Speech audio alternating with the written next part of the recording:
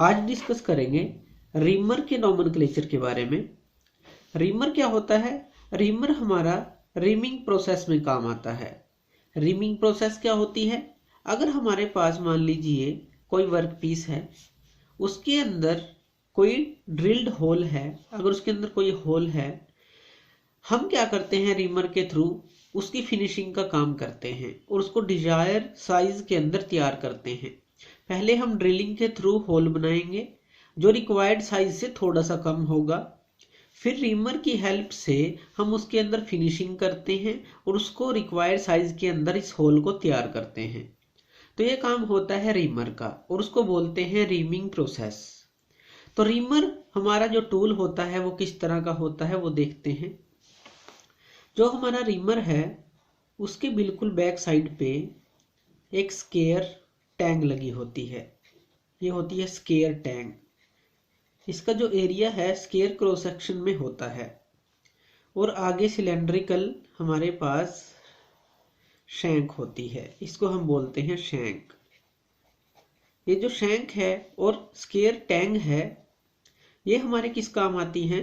ये ग्रिपिंग के काम आती हैं रीमिंग मशीन के अंदर, और ये रोटेट करती हैं, ग्रिप करती हैं, ग्रिप के काम आती हैं शैंक और स्केयर टैंग। मशीन के अंदर इनको हम ग्रिप कर लेते हैं यहाँ तक। तो शैंक हमारा लगभग ग्रिपिंग पर्पज के काम आता है।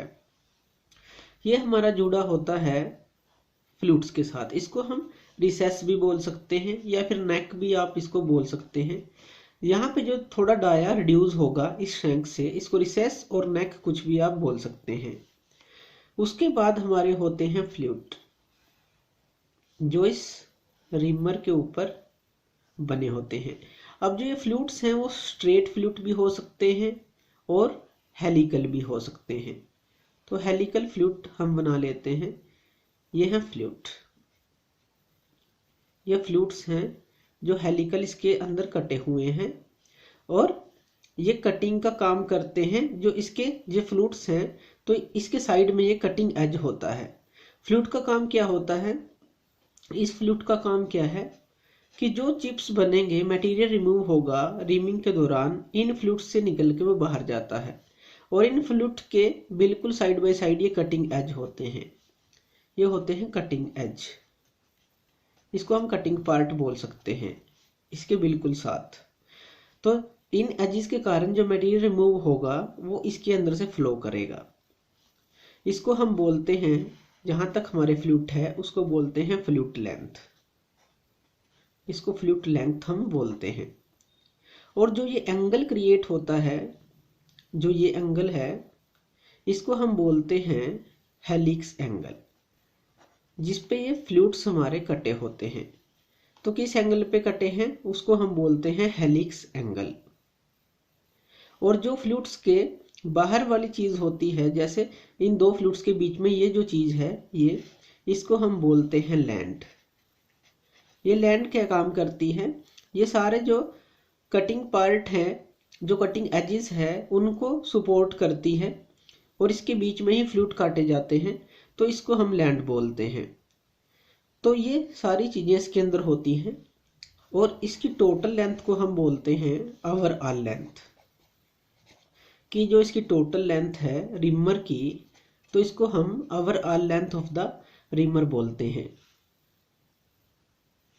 यहाँ पे इसके कॉर्नर्स पे हमने कुछ चैम्फर एंगल इसको दिया होता है ताकि इजीली ये कटिंग करना स्टार्ट कर दे। तो इसको हम बोलते हैं, जो ये एंगल इसको प्रोवाइड करते हैं, ये वाला एंगल, इसको बोलते हैं चैम्फर एंगल। ये जो हमने एंगल दिया है इसको, ये वाला एंगल, इसको बोलते हैं चैम्फर एंगल। Chamfer angle. और जो ये जितने पे हमने चैम्फर दिया है इसको चैम्फर लेंथ बोलते हैं। तो ये है हमारा चैम्फर एंगल जो बनेगा हमारा इसके साथ। ये जो एंगल है जो हमने चैम्फर दिया है वो है चैम्फर एंगल, ये वाला एंगल। तो ये थे मेन पार्ट्स जो इसके हैं। अगर हम इसका साइड व्यू देखते हैं तो वो कैसा बनेगा, उसके अंदर भी कुछ इसके नोमेनक्लेचर हैं। अगर इसका हम साइड व्यू देखें तो वो लगभग ऐसा बनेगा। पहले हम एक्सिस ले लेते हैं, ये है एक्सिस। तो जो इसके टीथ हैं और फ्लूट हैं वो लगभग इस तरह से बनेंगे इसके अंदर। ये इसके हम फ्लूट बना रहे हैं और कटिंग टीथ बना रहे हैं जो साइड व्यू से हमें दिखाई देंगे।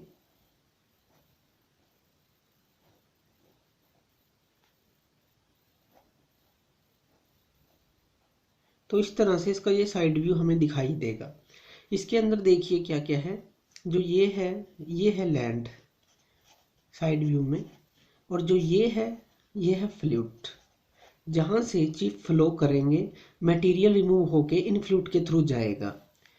ये टोटल होता है डायामीटर ऑफ द जो रिमर है उसका। तो ये है डायामीटर। ये जो एंगल हमने इसको दिया है, इसको हम बोलते हैं क्लियरेंस एंगल। क्लियरेंस एंगल क्या काम करता है? ये फ्रिक्शन से बचाता है जब कटिंग होती है। तो हमने इसको देखिए थोड़ा सा एंगल दिया है, इसको क्लियरेंस एंगल बोलते हैं।